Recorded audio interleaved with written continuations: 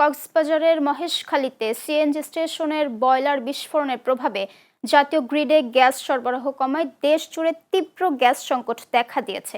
পর্যাপ্ত প্রেসারের অভাবে রাজধানীর সিএনজি স্টেশনগুলোতে দীর্ঘ লাইন ও অতিরিক্ত যাতায়াত ভাড়ায় অফিসগামী মানুষ চরম দুর্ভোগে পড়েছেন। নেত্রকোনায় 2 সপ্তাহের বেশি গ্যাসহীন থাকায় আবাসিক, বাণিজ্যিক, গ্রাহক ও পরিবহন চালকরা বিকল্প উপায়ে ঝুঁকিপূর্ণ ব্যবস্থা নিতে বাধ্য হচ্ছেন। অন্যদিকে খুলনা সহ দক্ষিণ পশ্চিমাঞ্চলে তীব্র গরম ও মশার উপদ্রবের সাথে যোগ হয়েছে বিদ্যুৎ সংকট।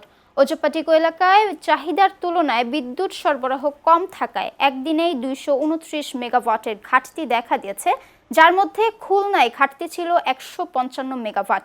জাতীয় গ্রিডে উৎপাদন কম থাকায় বাধ্য হয়ে এলাকা ভিত্তিক লোডশেডিং করা হচ্ছে বলে জানান বিদ্যুৎ বিভাগের কর্মকর্তারা। এই গ্যাস ও বিদ্যুৎ সংকটে জনজীবন কার্যত স্থবির ও দুর্বিষহ হয়ে উঠেছে। দ্রুত সমাধানের দাবি জানিয়েছেন ভুক্তভোগীরা।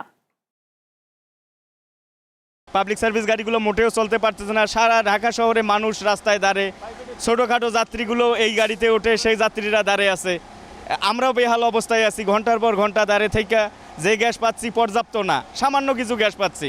একদম খালি ট্যাঙ্কি 150 টাকার গ্যাস ঢুকতেছে, 2 ঘন্টা সিরিয়ালে আইছি। এখন স্যার এইভাবে আমরা চলতে পারি না স্যার, খুব কষ্ট হয়।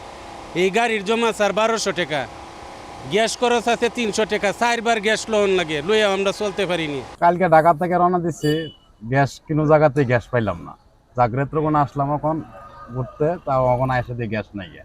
ঠিক আছে, গ্যাসের যে পরিমাণ সমস্যা রয়েছে আমার হইতেছে যে খুব কষ্টজনক। কোনো রাত দিন মিলে গ্যাসই পাই না, কোনো গ্যাসই নেই, বিশাল ঝামেলায় আছি। মানে সিএনজি চালানোই কষ্ট দিতেছে আমাদের। এই পড়াশোনা আমরা অনেক মানুষ হাহাকার আছি, অনেক ড্রাইভার আমরা কষ্ট করতেছি। এই এক টিপ মারলে এবারে 2 টিপ সারাদিন বইয়ে তখন লাগে নাই গ্যাস। ওখানে আমরা দাবি যেভাবে গ্যাসের সংকেতটা একটু কম হয়, যেভাবে আমরা চলতে পারি